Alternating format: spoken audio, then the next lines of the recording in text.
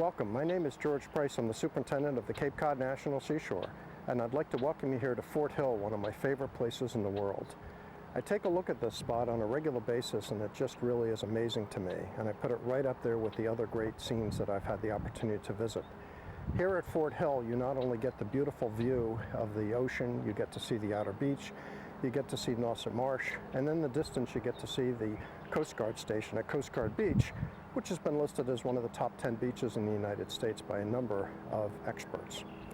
But to me, this has more to do with just the beautiful view and the scenery, which I think is the epitome of the Cape Cod National Seashore. Because in my mind, as basically a historian, I think about a lot of other things. When I come here, I think about the native people that actually camped on this area. Archaeologists have found the remains of encampments going back over 9,000 years. I think of Champlain, who was here about 400 years ago as an early explorer in New England and actually mapped out this area. I think of the pilgrims that were on the Mayflower that actually sailed up and down this very coast before they landed at Provincetown, and that's where they wrote the Mayflower Compact before they resettled in Plymouth. And several of those passengers actually resettled here in this area, which became known as Eastham, and are buried in the Cove Cemetery at the bottom of the hill. All of these things come together in my mind as this being a very, very special place. Moving up to the time of the establishment of the National Seashore, it had another role. So the National Seashore was thought about as an idea going back to the 1930s, and it wasn't until 1959 that a bill was submitted to the Senate. It wasn't until President Kennedy signed the law in 1961, so that you can see that it was around for a while. It wasn't a slam dunk. And at one point, they brought some committee members from Congress up here to actually take a look at the seashore and to see about the types of resources that would be included. The staffers at the time actually brought them here to Fort Hill for a picnic. And a fellow named Jonathan Moore was one of the young staffers on Senior Senator Saltonstall's staff.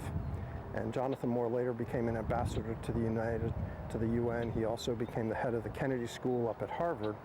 But when he was a young staffer, he came here to set up the logistics for the picnic. And he told me that he saw stakes in the ground for the private development that was going to take place here to be sold off to become the Fort Hill Estates. Well, that certainly would have been one spectacular development, wouldn't it? Nearby, we actually get to see other very spectacular homes on special places that are on the water, and that's one way to define the use of our coastal resources. But the congressmen that were here at the time said, you know what, we ought to be able to include this in the National Seashore. This way all people can enjoy it. One of the concepts that I like about that story is that national parks have the opportunity to bring together all of our country's most significant natural and cultural resources, and Fort Hill does that for me. As a fan of national parks, I certainly invite you to come out and visit these special places. This is actually my last working day with the National Park Service. I'll be retiring after almost 44 years, and I've had the privilege to work with the men and women of the National Park Service along with the partners and the volunteers for all the work they do every day in order to keep the mission going.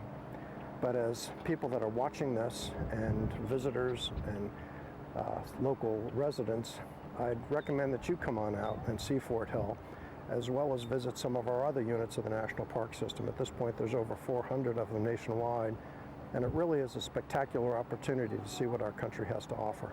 Thank you.